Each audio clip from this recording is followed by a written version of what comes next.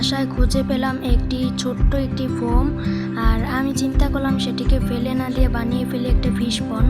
এটি হলো সেই ফোমটি, আর আমি চিন্তা করলাম এটিকে এখন বানাবো ফিশ পন্ড।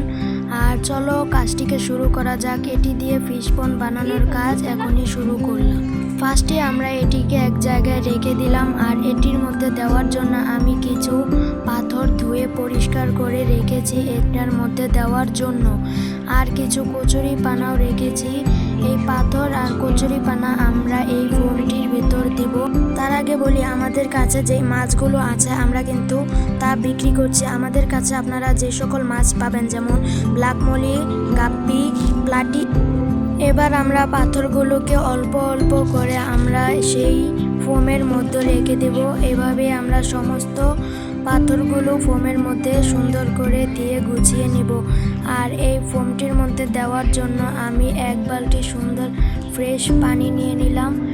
আর আমি আস্তে আস্তে বালতি থেকে পানিগুলো ফোমে দিয়ে দিচ্ছি।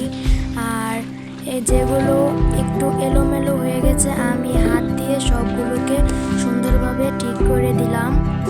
এবার আমাদের এনে রাখা কচুরি পানাগুলো এখানে একটা একটা করে দিয়ে দিব।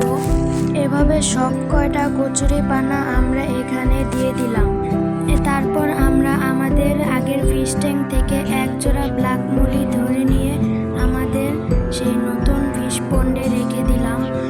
আর ওরা এত সুন্দর জায়গা পেয়ে খুব খুশি, ওরা সুন্দর করে সাঁতার কাটছে। আর এটি হলো আমাদের ট্যাঙ্কের ফার্স্ট লুক। কেমন লাগলো আজকের এই ভিডিওটা? আশা করি সকলের কাছে ভালো লেগেছে। আর আমাদের চ্যানেলে নতুন হয়ে থাকলে চ্যানেলটিকে সাবস্ক্রাইব করে দেবেন। বাই।